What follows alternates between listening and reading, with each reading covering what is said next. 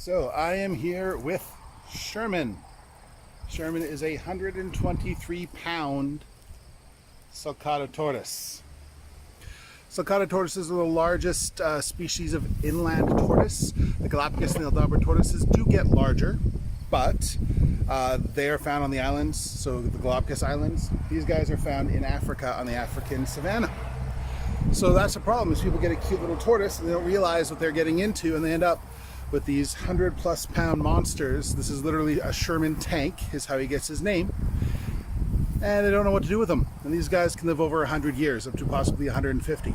So we're gonna give Sherman a little snack here and see some of the other sulcata tortoises that are wandering around outside and enjoying the weather.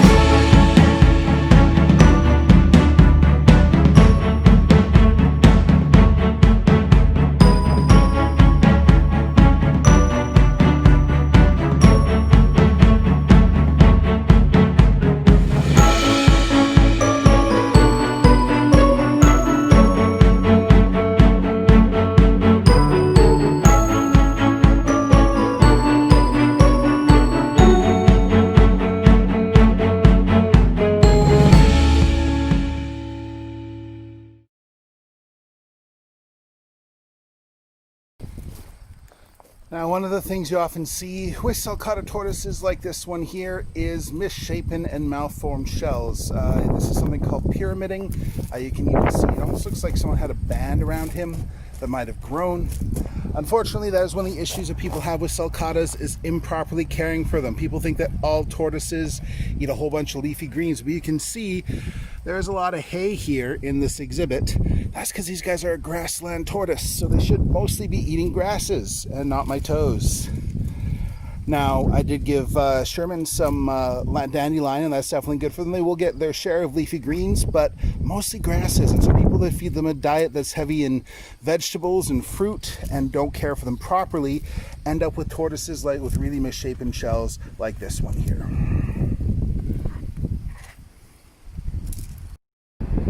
And now we have some tortoises wrestling.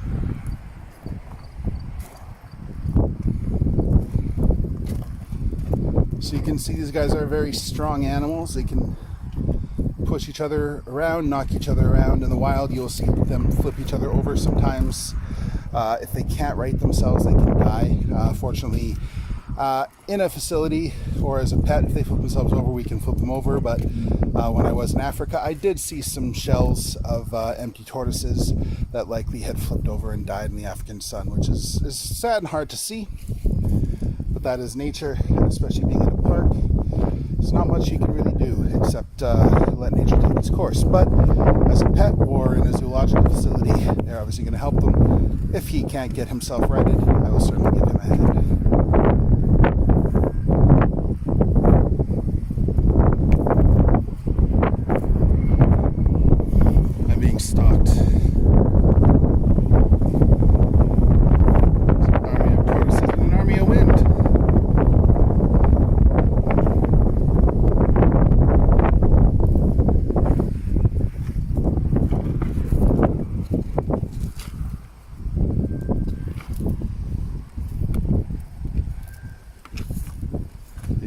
shell's pretty rough too.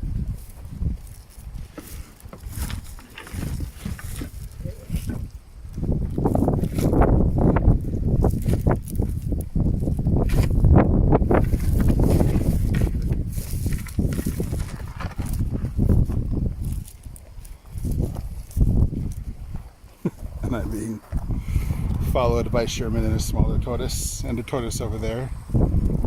I'm gonna get trapped like the tortoise on his back. Come here, buddy.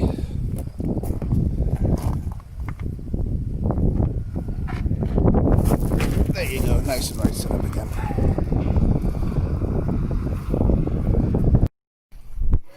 This is a spotted turtle. Spotted turtles are a species found here in Ontario, as well as eastern US. They're an endangered species.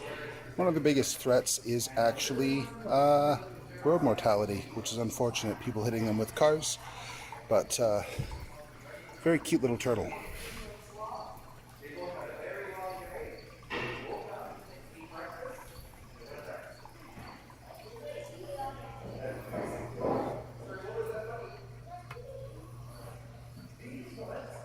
Go swim.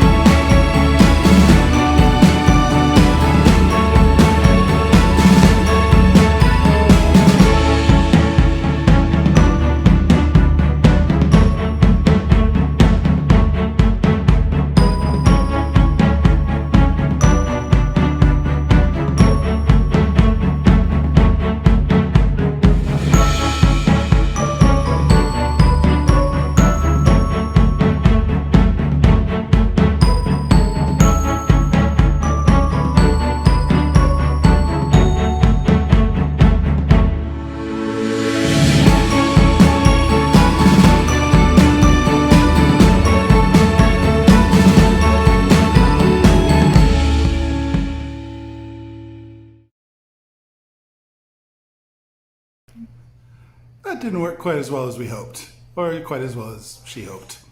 But that's the Asian water monitor. I'm trying to give her an egg and she dropped in the water, and it's a raw egg, so that kind of defeats the purpose.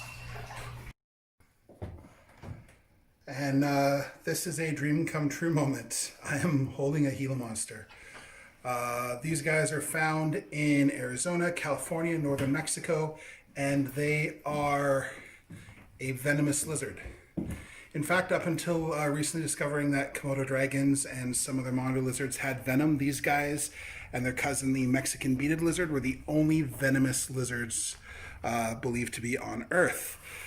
Their venom is actually as potent as a rattlesnake, but their delivery system is pretty much an epic failure. So it actually comes from the bottom, not the top, and they basically have to kind of chew the venom in. So it's not like a rattlesnake that's an injection, and it's very small amounts. Oftentimes they kind of overpower their food. They're also experts at digging up eggs and eating eggs from things like desert tortoises, birds, uromastyx, other lizards, or chuckwallas, not uromastyx. I have been fascinated by this species forever, and I've seen them before. I used to actually watch them on Monty's Traveling Reptile Show. He had a big Gila Monster that he would feed rats dipped in egg to.